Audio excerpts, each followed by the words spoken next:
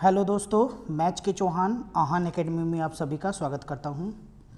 दोस्तों, आज हम सोशल साइंस या सोशल स्टडी जो सीटेट पेपर 2 का थर्ड चैप्टर कर रहे हैं, सौर मंडल में पृथ्वी। ठीक है, तो आज हम सौर मंडल में पृथ्वी की जानकारी प्राप्त करेंगे जो पेपर में क्वेश्चन पूछे जाते हैं। ठीक है, तो पहले हम चैप्टर को अच्छे से करते हैं, फिर इसके एनसीईआरटी क्वेश्चन भी सॉल्व करेंगे, प्लस सीटेट में कौन कौन से क्वेश्चन पूछे गए हैं। ठीक है, तो आप प्रिपरेशन अच्छे से कीजिएगा। ठीक है, एक मैं मैराथन वीडियो लेके आ रहा हूँ जिसमें आपको पेडागोजी और एसएसटी से रिलेटेड क्वेश्चन मिलेंगे जो एग्जामिनेशन में पूछे जाते हैं। ठीक है, ठीक है, तो चलिए आज करते हैं हम सौर मंडल में पृथ्वी। इस चैप्टर से भी क्वेश्चन पूछे जाते हैं, तो आपको ध्यान रखना है, क्वेश्चन अच्छे से रीड कीजिएगा और जो मैं आपको की पॉइंट इसमें आपको बताता हूँ आप उसको ज़रूर नोट कीजिएगा क्योंकि वो पेपर में पूछे जा रहे हैं। चलिए, सौर मंडल में पृथ्वी। पहले हम करेंगे खगोलीय पिंड। ठीक है, तो कह रहा है खगोलीय पिंड सेलेस्टियल बॉडीज़। ठीक है, ये क्या होते हैं? कह रहा सूर्य, चंद्रमा और रात में आकाश में चमकने वाली अन्य सभी वस्तुओं को आकाशीय पिंड कहा जाता है। ठीक है, कह रहा सूर्य, चंद्रमा और रात के आकाश में या रात में आकाश में चमकने वाली सभी वस्तुओं को खगोलीय पिंड या फिर आकाशीय पिंड कहा जाता है। ठीक है, चंद्रमा, तारे और ग्रहों को दिन के समय नहीं देखा जा सकता क्योंकि सूर्य की तेज रोशनी हमें उन्हें देखने नहीं देती। ठीक है, चलिए, और ये स्टेटमेंट क्वेश्चन आया हुआ है, आपको ध्यान रखना है। ठीक है, स्टेटमेंट क्वेश्चन में आ जाते हैं। हम पढ़ेंगे अब स्टार्ट। सितारे। सितारे खगोलीय पिंड होते हैं। ठीक है, ये भी याद रखना आपको। सितारे क्या है? खगोलीय पिंड होते हैं जो बहुत बड़े और गर्म होते हैं। वे गैसों से बने होते हैं, उनकी अपनी गर्मी और रोशनी होती है। ठीक है, जिसका वे बड़ी मात्रा में उत्सर्जन करते हैं। सूर्य भी एक तारा है, ये पेपर में आया हुआ है। ठीक है, सूर्य भी एक क्या है? तारा है। रात के समय आकाश में अनगिनत, ठीक है, अनगिनत टिमटिमाते तारे सूर्य के समान हैं, लेकिन हम उनकी गर्मी या रोशनी महसूस नहीं कर सकते और वे इतने छोटे दिखते हैं क्योंकि वे हमसे बहुत ही दूर होते हैं। ठीक है, सूर्य हमारे को बड़ा दिखाई देता है क्योंकि सूर्य पृथ्वी के काफ़ी नज़दीक है और तारे काफ़ी छोटे छोटे दिखाई देते हैं जो कि पृथ्वी से बहुत ही दूर है। ठीक है, तारामंडल विभिन्न तारों के समूह द्वारा गठित विभिन्न पैटर्न हैं। ठीक है, उदाहरण के लिए अर्सा मेजर और बिग बियर, ये एग्जामिनेशन में पूछे गए हैं। ठीक है, आपको याद रखना है, तारामंडल के उदाहरण पूछ ले। ठीक है, तो आपको याद रखना है Ursa Major and the big bear. ठीक है, चलिए आगे करते हैं। सप्तऋषि 7 तारों का एक समूह है जो उर्सा मेजर तारामंडल का एक हिस्सा बनाता है। ठीक है, अब याद रखना है सप्तऋषि से हम उत्तरी ध्रुव, नॉर्थ पोल को बहुत आसानी से पहचान सकते हैं क्योंकि जब हम सप्तऋषि 7 तारों का समूह देखते हैं तो वो इस पैटर्न में होता है, जैसे मैं आपको डॉट डॉट में समझा रहा हूँ, इस पैटर्न में होते हैं। ठीक है, इस पैटर्न में होते हैं। ठीक है, आपको अगर नॉर्थ पोल देखना है, ठीक है, तो इसको चम्बज तारा बोला जाता है सप्तऋषि। तो आपको इस तारे के सिधाई में एक तारा चमकता हुआ दिखाई देगा। ठीक है, जो उत्तरी ध्रुव का तारा होता है जो उत्तर दिशा को हमेशा दिखाता है। आप याद रखना सप्तऋषि तारे से आप, ठीक है, उत्तरी ध्रुव, नॉर्थ जो पोल में जो तारा है उसको आसानी से देख सकते हैं। ठीक है, तो ये हमेशा एक ही दिशा में फिक्स रहता है, ये अपनी पोजीशन बदलता नहीं है। सप्तऋषि तारे से हम इसको देख सकते हैं। ठीक है, चलिए, ध्रुव तारा उत्तर दिशा को इंगित करता है, अभी जो मैंने आपको बताया है, ठीक है। यह हमेशा आकाश में एक ही स्थिति में रहता है। हम सप्तऋषि की मदद से ध्रुव तारे का पता लगा सकते हैं, ठीक है। आगे देखिए, यदि कोई काल्पनिक रेखा सूचक तारों को जोड़ते हुए आगे बढ़ाए तो यह ध्रुव तारे की ओर इंगित करेगा या उसको दिखाएगा, जैसे मैंने आपको बताया है, ठीक है। जो सप्तऋषि तारा, एक बार और बता देता हूं कि ये 7 स्टार से मिलकर बने होते हैं, ठीक है। 5, 6, 7 इस तरह से मिला रहेगा, ठीक है। और इन दोनों के तारों के सामने आप देखेंगे तो आपको क्या मिलेगा, ध्रुव तारा, जो उत्तर दिशा को हमेशा बताता है, ठीक है। चलिए आगे बात करते हैं। सौरमंडल, ठीक है, सोलर सिस्टम। तो कह रहा सूर्य 8 ग्रह, ठीक है। सूर्य 8 ग्रह, उपग्रह और कुछ अन्य खगोलीय पिंड जिन्हें क्षुद्र ग्रह और उल्का पिंड के रूप में जाना जाता है, ठीक है। और सौरमंडल का ये निर्माण करते हैं, ठीक है बेटा। तो आपको ध्यान रखना है, सूर्य और 8 ग्रह और कुछ अन्य खगोलीय पिंड और क्षुद्र और उल्का पिंड, ये मिलकर क्या करते हैं, सौर मंडल का निर्माण करते हैं, ठीक है। तो ग्रहों की संख्या कितनी है, 8, ये आपको याद रखना है। तो पहले 9 थी, ठीक है। प्लूटो 9वां जो था प्लूटो था, उसको हटा दिया गया 2006 में, ठीक है। ग्रहों में से इसको हटा दिया गया था क्योंकि ये काफ़ी छोटा था, ठीक है। इसको बोना ग्रह भी कहा जाता है, ये भी पेपर में आया हुआ है, तो आपको याद रखना है प्लूटो जो है बोना ग्रह के रूप में जाना जाता है, क्लियर। तो 2006 में इसको ग्रहों की श्रेणी से हटा दिया गया था, ठीक है। अब कितने ग्रह हैं, 8, ठीक है, आपको ध्यान रखना है। चलिए सूरज की बात करते हैं। सूर्य सौरमंडल के केंद्र में है, ठीक है। यह विशाल है और बेहद गर्म गैस से बना है, ठीक है। यह खींचने वाला बल, ठीक है, पुलिंग बल प्रदान करता है जो सौरमंडल को बांधे रखता है, क्योंकि जितने भी सौरमंडल में जितने भी ग्रह हैं सूर्य के चारों ओर घूमते हैं। और वो किस बल के द्वारा घूमते बेटा, ये आपको याद रखना है, खींचने वाला बल, पुलिंग फोर्स, ठीक है। यह सौरमंडल के लिए ऊष्मा और प्रकाश का परम स्रोत है, यह सबसे बड़ा स्रोत माना जाता है, ठीक है। यह पृथ्वी से लगभग 150 मिलियन किलोमीटर दूर है, यह आपको याद रखना है, ठीक है। सूर्य की दूरी पृथ्वी से कितनी है, 150 किलोमीटर, इसलिए इसकी प्रचंड गर्मी हमारे द्वारा इतनी अधिक महसूस नहीं की जाती, ठीक है।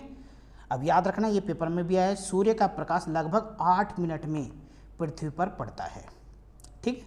तो देख लो 150 मिलियन किलोमीटर की दूरी 8 मिनट में तय करता है, तो देख लो इसकी स्पीड कितनी तेज है, ठीक है। अब देखते हैं हम ग्रह, प्लैनेट। कह रहा है खगोलीय पिंड जिनका अपना ताप और प्रकाश नहीं होता वे तारों की रोशनी से जगमगाते हैं।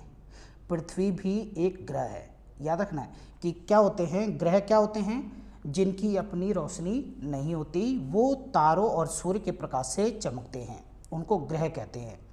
यह हमारे, ठीक है, निकटतम तारे सूर्य से अपनी सारी ऊष्मा प्रकाश प्राप्त करते हैं, ठीक है।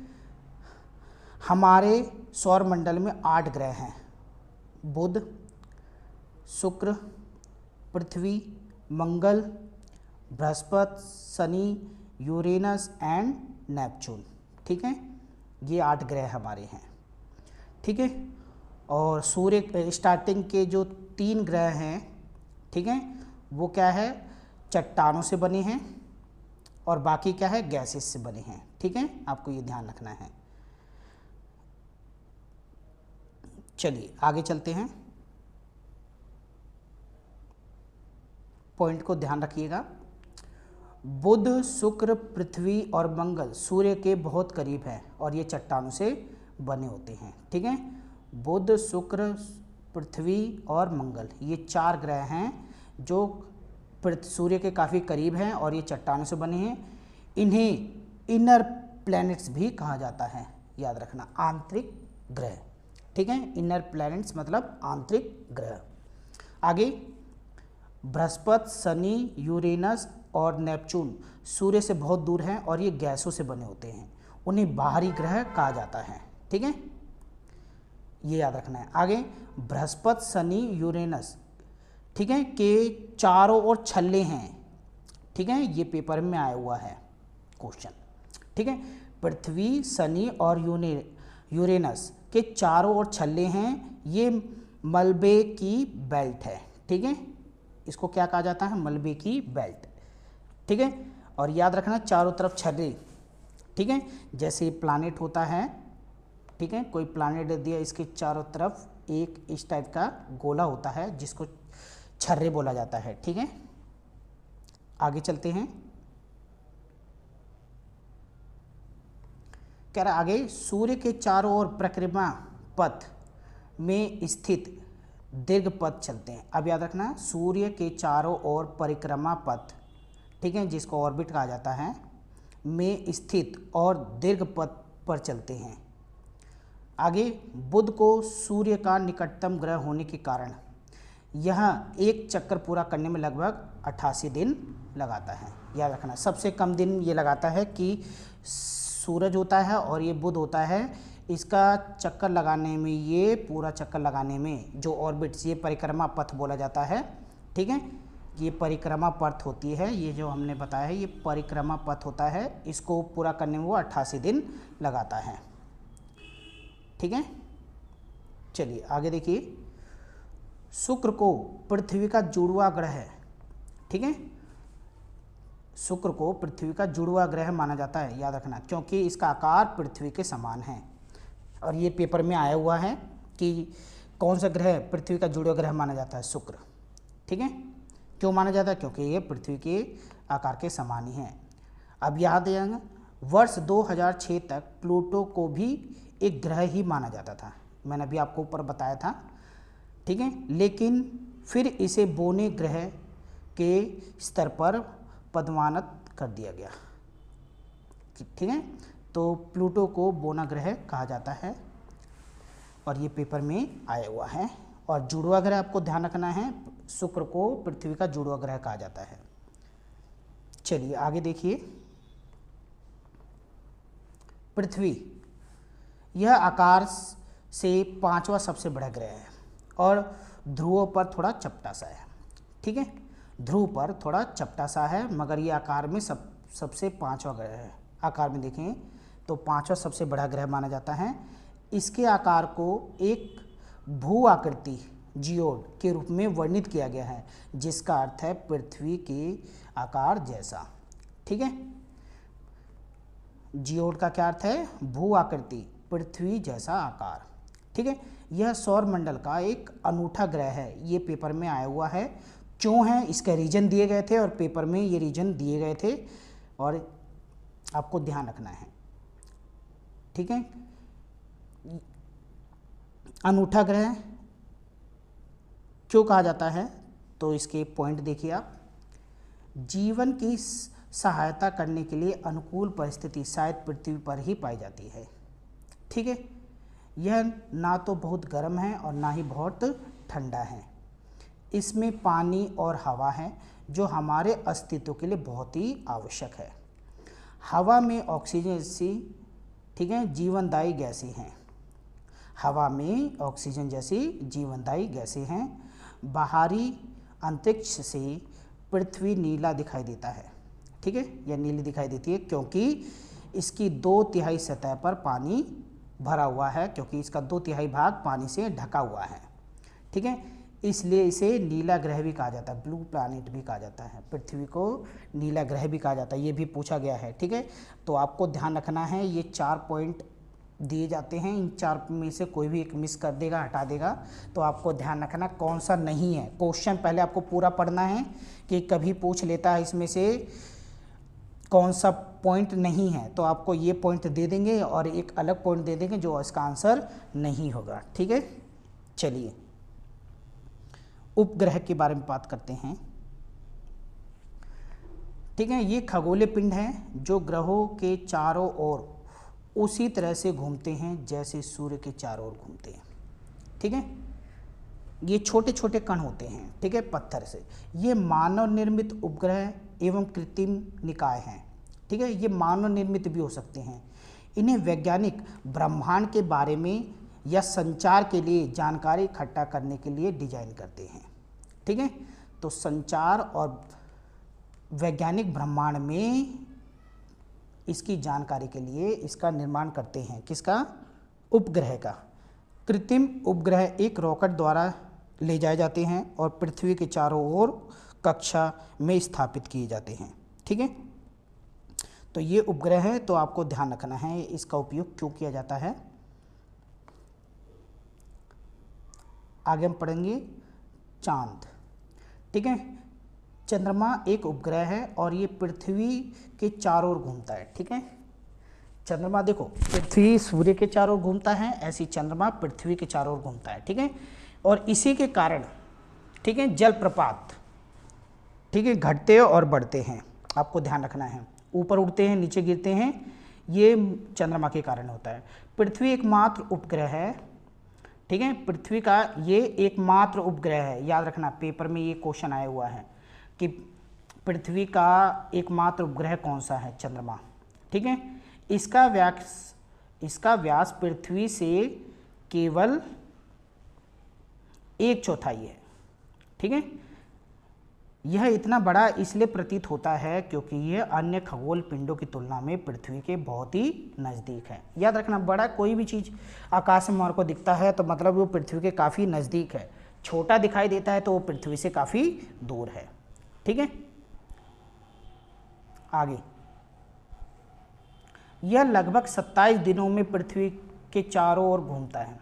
मतलब पूरा परिक्रमा करने में वो 27 दिन देता है। ठीक है, और एक स्पिन को पूरा करने में ठीक उतना ही समय लेता है। इसलिए पृथ्वी पर चंद्रमा का केवल एक तरफ का हिस्सा दिखाई देता है। ठीक है, दूसरी तरफ का हिस्सा हमारे को दिखाई नहीं देता। इस पर पानी या हवा जैसी जीवन के लिए अनुकूल परिस्थितियां नहीं हैं चंद्रमा पे। ठीक है, यहाँ पर पानी और जीवन जैसी अनुकूल परिस्थितियां नहीं हैं, खोजी जा रही है। ठीक है, इसकी सतह पर पहाड़, मैदान और गड्ढे हैं।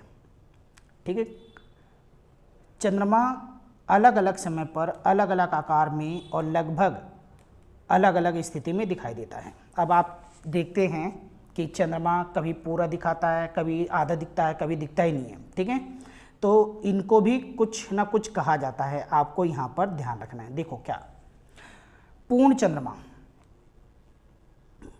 ठीक है, जब हमारे को पूर्ण चंद्रमा दिखाई देता है, ठीक है, तो उसको पूर्णिमा की रात कहा जाता है। जब आकाश में हमारे को पूरा चंद्रमा दिखाई देता है तो उसको पूर्णिमा कहा जाता है। ठीक है, अगर चंद्रमा हमारे को आकाश में दिखाई नहीं देता तो वो अमावस्या की रात होती है। ठीक है, और ये 15 दिन बाद दिखाई देता है। अगर 15 दिन बाद हमारे को पूर्णिमा दिखाई दिया है, पूरा चंद्रमा दिखाई दिया है, तो अगले 15 दिन में ये पूरी तरह से नहीं दिखाई देगा। ठीक है, फिर 15 दिन बाद ये पूरा चंद्रमा दिखाएगा। धीरे धीरे चांद बढ़ता रहता है, जो चंद्रमा है वो बढ़ता रहता है, उसका आकार बढ़ता रहता है जैसे दिन दिन। तो ये 15 दिन एक निश्चित सीमा रखी गई है। ठीक है, कि 15 दिन बाद पूर्णिमा दिखाई देगा और उसके 15 दिन बाद अमावस्या वाली रात होगी। ठीक है, चलिए, क्षुद्र ग्रह। ठीक है, ये कई छोटे निकाय हैं जो सूर्य जैसे सितारों, ग्रहों और उपग्रहों के चारों ओर घूमते हैं। ठीक है, क्षुद्र क्या होते हैं? जो सूर्य, सितारों और ग्रहों, उपग्रहों के आसपास घूमते रहते हैं। वे मंगल और बृहस्पति की कक्षाओं के बीच पाए जाते हैं। ये पेपर में आया हुआ है। क्षुद्र ग्रह कहाँ पाए जाते हैं? मंगल और बृहस्पति। ये मंगल ग्रह है, बृहस्पति, इन कक्षाओं के बीच में क्या पाए जाते हैं? क्षुद्र ग्रह। ये छोटे छोटे चट्टान भी हो सकते हैं, पत्थर भी हो सकते हैं। ठीक है, उल्का पिंड भी बोल सकते हैं। ठीक है, आपको ध्यान रखना है। चलिए, अब हमारा है उल्का पिंड। ये चट्टानों के छोटे छोटे टुकड़े हैं जो सूर्य के चारों ओर घूमते हैं। कभी कभी ये पृथ्वी के पास आते हैं और फिर गिर जाते हैं।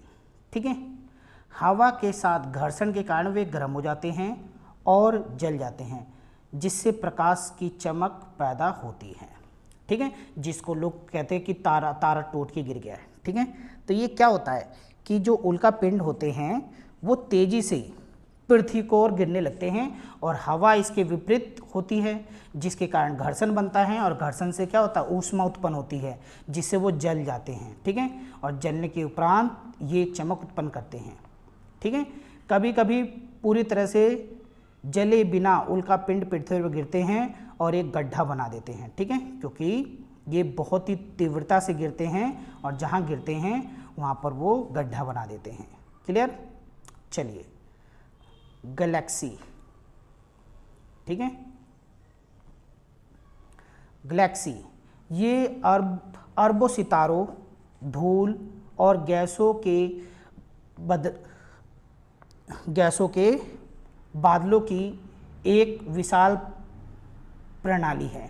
ठीक है, ये क्या है, ये अरबों सितारों, धूल और गैसों के बादलों की एक विशाल प्रणाली है। हमारा सौरमंडल आकाशगंगा गैलेक्सी का एक भाग है। ठीक है, इस तरह की लाखों गैलेक्सियां ब्रह्मांड में घूम रही हैं, इनका निर्माण होता रहता है, उनकी संख्या लाखों में हो सकती है। ठीक है, तो जो गैलेक्सी को आकाशगंगा बोला जाता है, ये आपको याद रखना है। ठीक है, तो यह चैप्टर हमारा समाप्त हुआ है। ठीक है, आगे हम इसके सीटेट वाले क्वेश्चन जो पूछे गए हैं और जो पूछे जा सकते हैं उस क्वेश्चन की भी प्रैक्टिस अगली वीडियो में करेंगे। तो आपको ये जो नोट्स है ये नोट कर लेना है ताकि आपके सीटेट में अच्छे मार्क्स आ सके। अगर आपको मेरी वीडियो अच्छी लग रही है तो आप अहान एकेडमी को सब्सक्राइब ज़रूर करें और वीडियो को ज़्यादा से ज़्यादा शेयर करें ताकि उन बच्चों तक भी मेरी वीडियो पहुंच सके जो बच्चे पेड क्लासेस नहीं ले सकते हैं। तो चलिए मिलते हैं नेक्स्ट वीडियो में।